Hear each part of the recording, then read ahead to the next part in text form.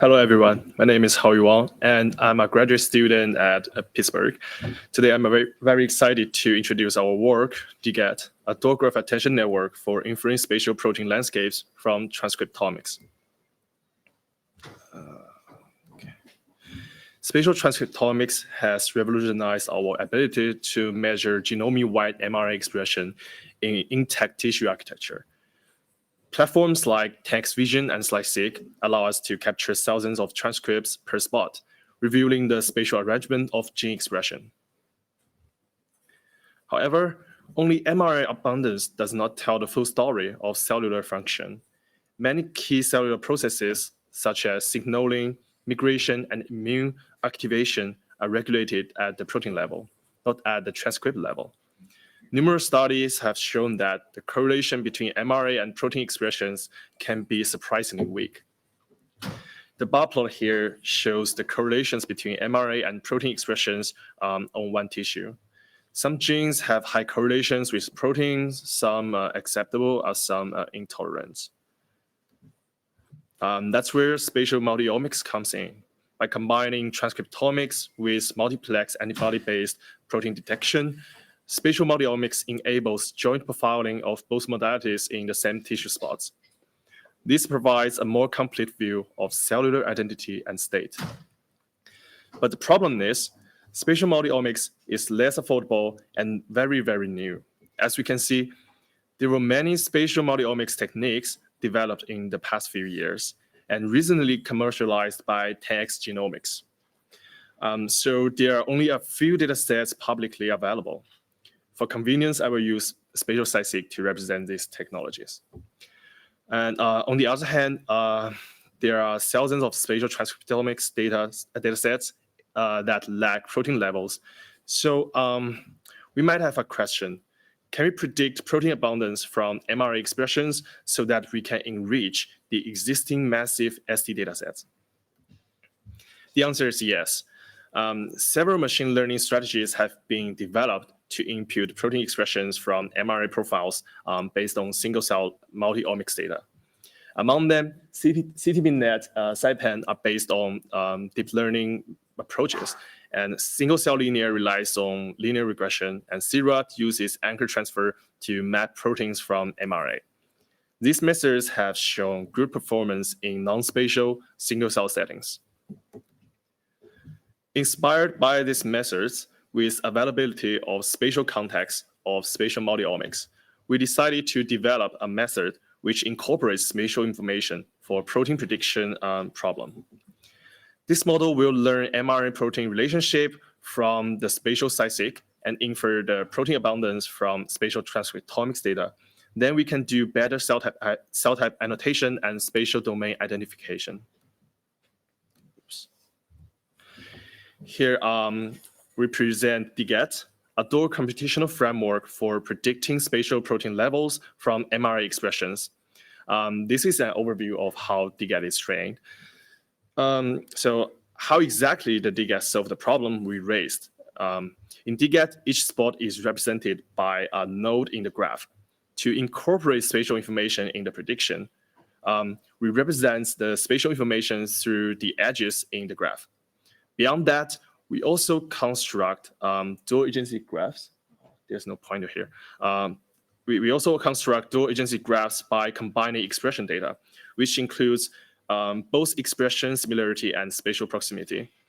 This allows the model to simultaneously learn the influence of gene expression and spatial arrangement to protein expression, enabling more accurate protein imputation. During the training, DGAT will reconstruct and cross-predict mRNA and protein from hidden representations that are learned by two encoders. It's quite a long and confusing architecture, so let's break the entire framework into pre-processing and model structure. Before training model, we first perform quality control and normalization on both mRNA and protein expressions. Next, we build agency matrices based on the results of k-nearest numbers algorithm, which takes in the input of expressions or spatial distance. After that, we build dual agency graphs, where each node represents a spot, as I mentioned before. And the features of this node are the sports gene or protein expressions. In DGAT, each dual agency graph plays a crucial role in linking the tissue spots and their molecular features. Moreover, we added the spatial agency graph and molecular agency graph together, so we get dual agency graph. So as a result, the dual agency graph not only includes the spatial information to capture the layout of functional tissues, but also incorporates molecular relationships to predict how genes might influence protein expression across different regions. In DGAT, we have two separate graph attention network-based encoders, one for mRNA dual graph and another is for protein. Both encoders have the same structures with different input dimensions. The encoder has an additional feature attention layer and the residual connections among the layers. Each of them takes in one dual graph and outputs the representations of the spots. So we have mRNA and protein representations as the outputs of these two encoders. After that, we use the corresponding representations to reconstruct their respective expressions. The mRNA decoder is a simple multi-layer perceptron, and on the other hand, the protein decoder is a multi-branch MLP, which consists of a shared two-layer trunk followed by independent branches, each of which models protein-specific reconstruction. In addition, we also perform cross-prediction, which is a key of this structure, where each encoder's representation is used to guide the decoder of the opposing modality, helping the model align both mRNA and protein spaces for better prediction accuracy. After the training process, we derive the mRNA encoder and protein decoder for prediction. We construct the spatially informed mRNA dual graph and use the mRNA representations as protein decoder's input. After that, we have the predicted protein expressions. Our data sets include 6 Size6 samples, spatial Size6 samples. They are in the dark blue background, and they were used for model training and performance evaluation. We also uploaded our in-house spatial Size6 samples online, which could be found in our paper. In addition, we tested the pre-trained model on independent SD datasets, which have a red background out here. We included healthy and cancerous tissues in both SD and spatial Size6 datasets, so the model's performance will be thoroughly evaluated.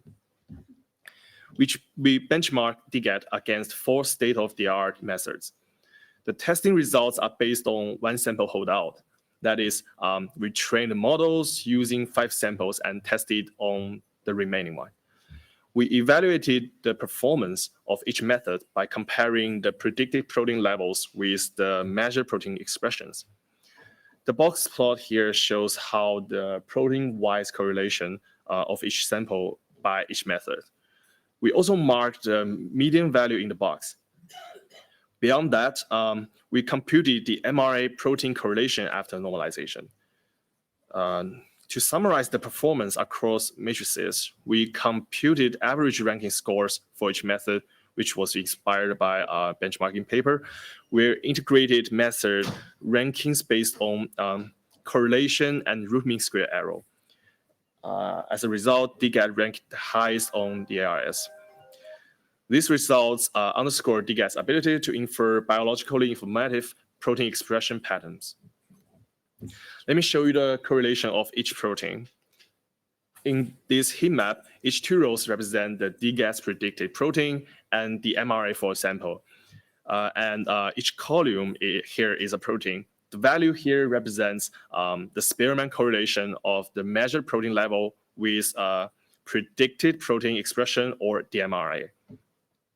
The purple frames here highlight the higher correlation between mRNA and DGAT predicted protein. Nearly half of the predicted proteins have higher Spearman correlations than the mRNA levels across all samples. Improvements were observed for several markers like CCR7, CD14, CD19, etc. Let's take CD68 as an example. DGAT's predicted protein expressions have higher correlation than the MRA across all the samples. So far, I've worked through the results of sample holdout testing.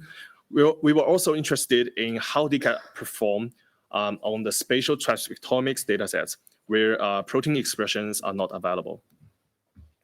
Let me give you a brief introduction to the germinal center, which most of you might have known. Germinal centers are specialized structures that form within lymphoid tissues during an immune response. They are key sites where B cells rapidly proliferate, mutate their antibody genes, and undergo selection for higher affinity antibodies. This is essential for producing strong, specific, and long-lasting antibody responses. We applied the pre-trained models to publicly available lymph node vision data, where we had germinal center annotations. Next, we clustered the spots using the predicted protein expressions from different methods and also the MRA expression into the same number of groups. To quantitatively elevate the alignment of the germinal center regions, we framed this task as a binary classification problem. And then we computed the F1 score of each method. The DGAT has the best F1 score of 0.823, which outperformed the others. Here we used adjusted p-values to quantitatively analyze how much better the DGAT outperformed the MRA in identifying germinal centers by marker enrichment. Moreover, we wanted to see whether the predicted expressions have true biological meanings.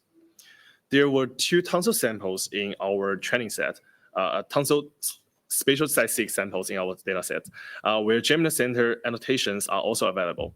So we wanted to find out whether the predicted protein enrichment in lymph node sample has concordance with tonsil samples. And the answer was yes. We did the enrichment analysis for 2 tonsil samples and the lymph node sample by comparing the expressions between germinal centers and the other regions.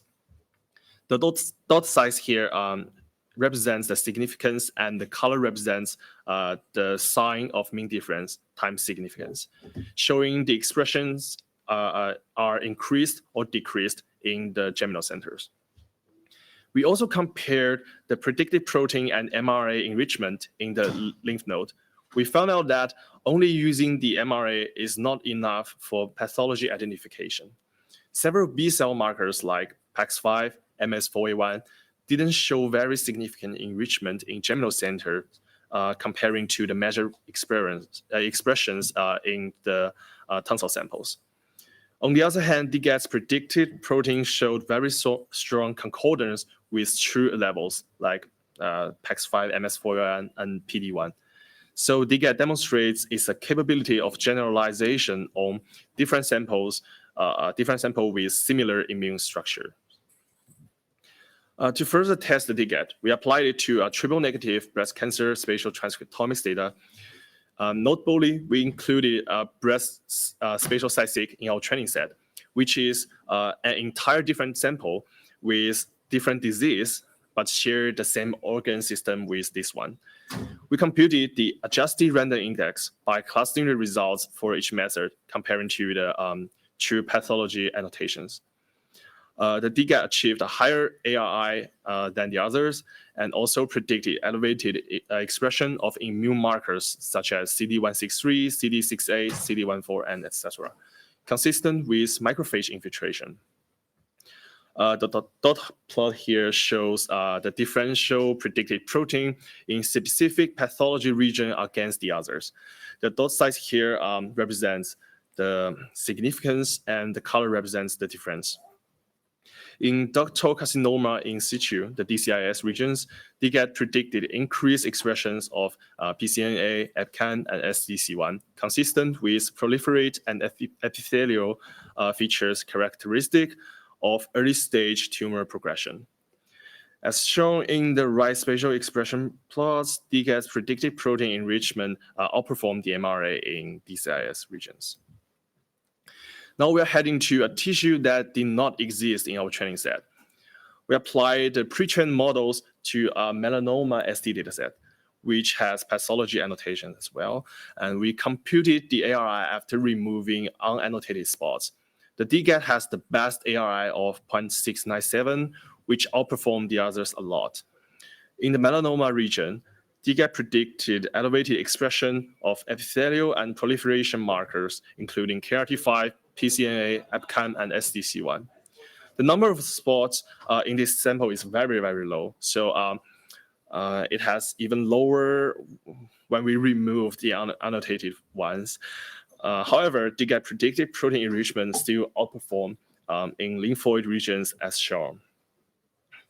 Okay.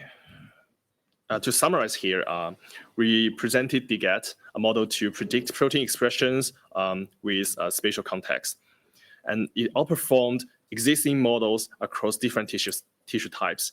Additionally, it also has a very good generalizability. Our source code, including tutorials for training and prediction, as well as reproduction, could be found in our DGAT repo. We also welcome you to take a look at our paper on the bioarchive, which is under the peer review at Nature Communications. I would like to express my sincere gratitude to my mentor, Dr. Osman Bilglu, as well as our lab member and collaborator, Dr. Brittany Cote. Thank you for listening. I know it's lunchtime and also starving. I would like to take some questions if you still have time.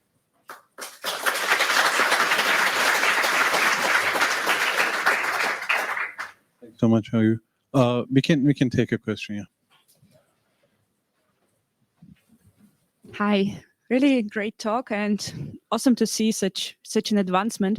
What I was wondering about is I see that you can predict expression of certain proteins very well, but there are some where you can't. Do you know, is there a way to tell that, no, for this protein, we actually cannot predict expression reliably? Is there some uncertainty measurement? Well, that's a great question. However, we didn't summarize that in our paper. And yes, we probably need to assess whether we can actually predict some better proteins in several tissues, but we didn't do that yet. So I think that would be very important for downstream applications if we can only trust these tools if they can honestly tell us what they can and cannot do, right? Yeah. Thank you.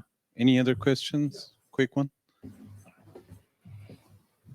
So just to follow up on that, it sounds like from your results, predicting individual proteins is difficult, but when you predict the entire spectrum of proteins, then you're able to recognize regions much more accurately than you were able to predict individual proteins.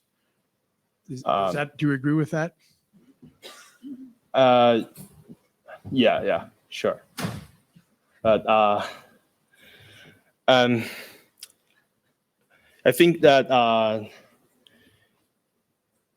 it might be related to how you're gonna use it. You use the protein levels, especially predict protein levels. You have to be very careful about what you want. And actually, I have no answer to that question. Thank you. Thanks again, Haoyu. Let's give him another round of applause.